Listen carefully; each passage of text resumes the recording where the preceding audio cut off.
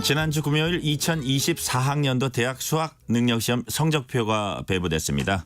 올해 치러진 수능이 역대급 불수능, 용암수능이라고 표현할 정도로 크게 어려웠던 것으로 판정나면서 수험생들이 입시 전략을 짜는데도 비상이 걸렸습니다.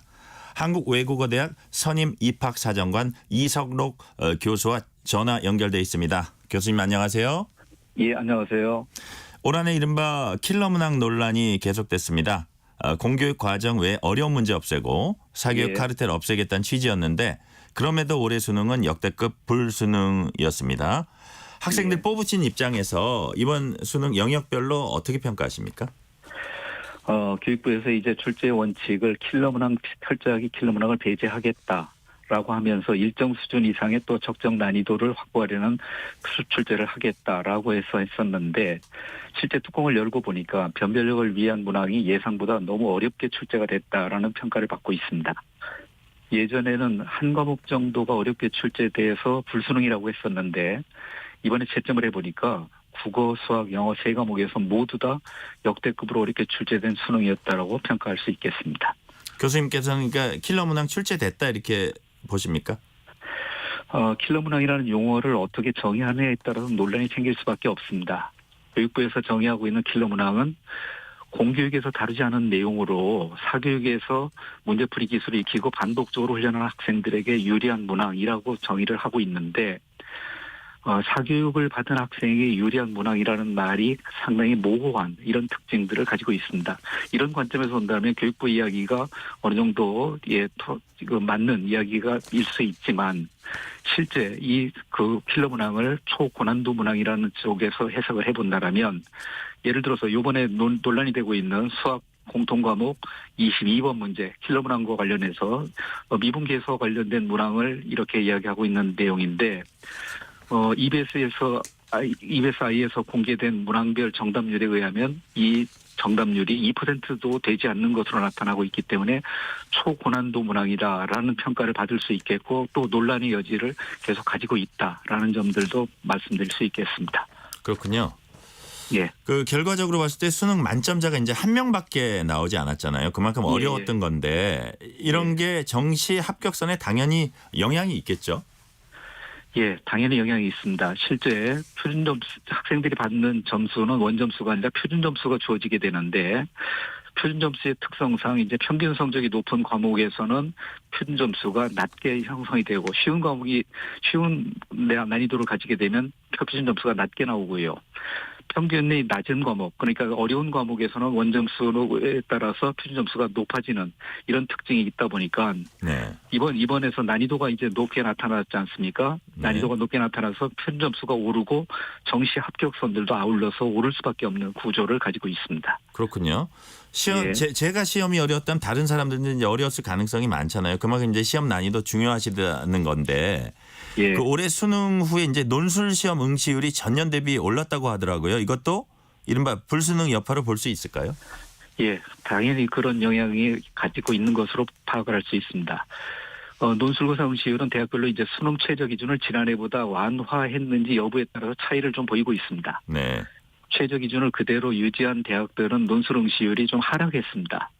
서강대학이라든지 경희대라든지 숙명여대 같은 경우는 응시율이 지난해보다 큰 폭으로 떨어졌는데 논술 응시율 하락의 원인은 불수능 기조가 이어지면서 가채점 결과 수능 최저를 맞추지 못한 학생들이 결실을 해서 이렇게 증가한 것으로 분석이 되고 있고 반면에 수능 최저 기준을 완화한 성균관대학이라든지 이화여대 같은 경우는 논술고사 응시율이 70에서 80%에 육박하는 높은 응시율을 보이고 있습니다. 역시 불수능의 영향으로 파악을 할 수 있겠습니다. 네. 학생들이 이제 수능 점수를 받아들었어요. 앞으로 일정 어떻게 되는지 개략적으로 좀 설명해 주세요.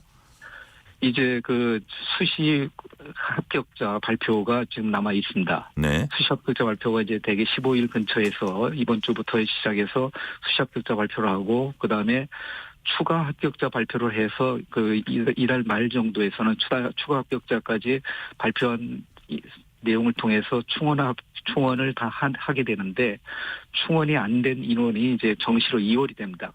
2월이 돼서 내년도 1월 3일부터 이제 1월 6일까지 1월 6일 그 정도에서 그 원서 접수를 그렇군요. 정시 원서 접수를 시작을 하게 됩니다. 정시 전형 그야말로 수능 점수로 이제 지원하는 건데 예. 정시 전형 준비한 학생들이 어떤 입시 전략 짜야 할까요? 가장 중요한 것은 자신이 가지고 있는 수능 지금 위주 전형에서는 총점이 다른 학생들과의 경쟁이 아니라 총점이 자신과 비슷하거나 같거나 비슷한 범위에 있는 학생들 사이에서의 나의 성적을 그 대비해서 파악하는 것이 가장 핵심적인 전략이다. 즉 무슨 말씀인고 하니 네. 자신이 가지고 있는 성적을 정확하게 분석을 해야 됩니다. 예를 들어서 똑같은 원점수가 총점에서 똑같다 하더라도 실제 그 영역별 반영 비율이 다르기 때문에 각 대학에서 나타나는 것들은 합풀이 변하는 이런 경우도 많이 있기 때문에 네.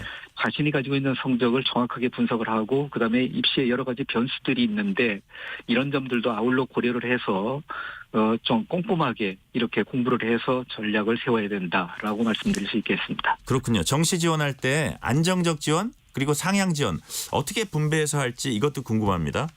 이제 자신이 가지고 있는 여러 가지 특징들을 좀 분석을 해서 살펴봐야 되는데 가나다고는 세 번의 응시 기회를 가지게 됩니다. 나름의 기준을 정해야 돼요.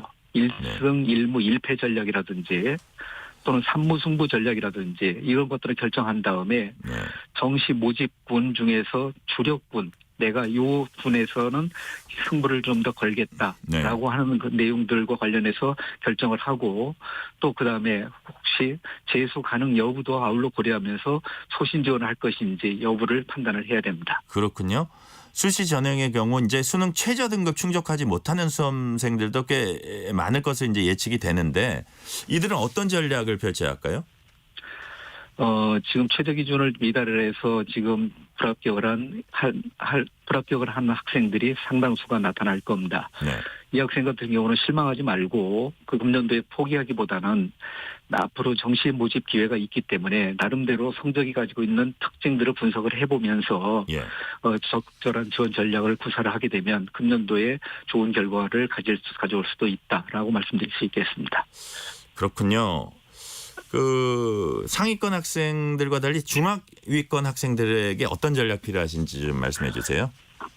중위권 점수대 학생들의 대학 간의 성적 편차가 되게 촘촘하게 나타나는 편입니다. 수험생들이 가장 많이 몰려있고 경쟁이 치열한 이런 그 권역의 학생들이 되는데 수능 성적을 어떤 식으로 조합하는 것이 가장 유리한지를 파악을 해서 복수 지원의 기회를 활용을 해야 되고 네.